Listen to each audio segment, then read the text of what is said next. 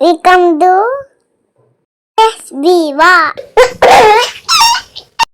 Hi குட்டீஸ், welcome to Tamil கதைகள். வாங்க கதைக்குள்ள போகலாம். இன்னைக்கு நம்ம கதைக்கு ஆமையும் நரியும் தான் வரப்போகிறாங்க.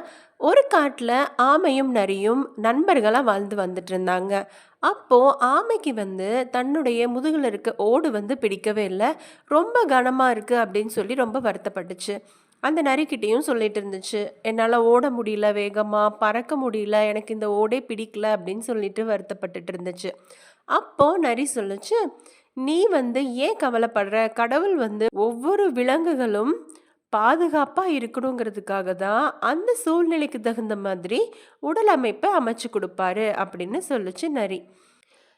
இருந்தாலும் ஆமைக்கு அந்த நரி சொல்றது மனசு கேட்கல. அப்போ ஒரு நாள் வேடன் நரிய குறி வச்சிட்டு இருந்தாரு. அதை ஆமை பார்த்துருச்சு.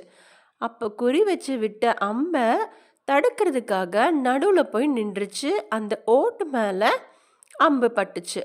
அப்போது அந்த நரி ஆமை 2 பேருமே தப்பிச்சிட்டாங்க. அந்த நரி வேகமாக அந்த வேடனை துரத்த ஆரம்பிச்சிச்சு. அந்த வேடனும் பயந்து ஓடிட்டாரு.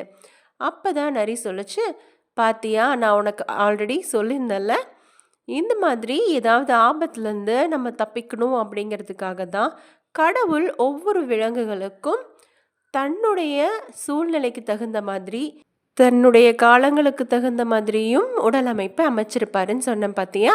இப்போ அவர் விட்ட அம்பு இப்போ உன்னையும் காப்பாத்திருச்சு, என்னையும் காப்பாத்திருச்சு. இந்த ஓடு தானே நீ சுமையாக நினச்ச, ஆனால் இந்த ஓடு தான் நம்ம உயிரை காப்பாற்றிருக்கு பார்த்தியா அப்படின்னு நரி சொன்னதும், ஆமாம் கரெக்டு தான் அப்படின்னு சொல்லி அந்த ஓடையும் விரும்ப ஆரம்பிச்சிருச்சு, சந்தோஷமாக வாழ ஆரம்பிச்சிருச்சு. ஸோ இந்த கதை உங்களுக்கு பிடிச்சிருக்கும்னு நினைக்கிறேன். இன்னைக்கான கேள்வி நேரம். வேடன் அம்பெடுத்து குறி வச்ச விலங்கு யாரு? ஆப்ஷன் ஏ நரி, ஆப்ஷன் பி யானை. பதில் அப்பா அம்மா கிட்ட சொல்லலாமா?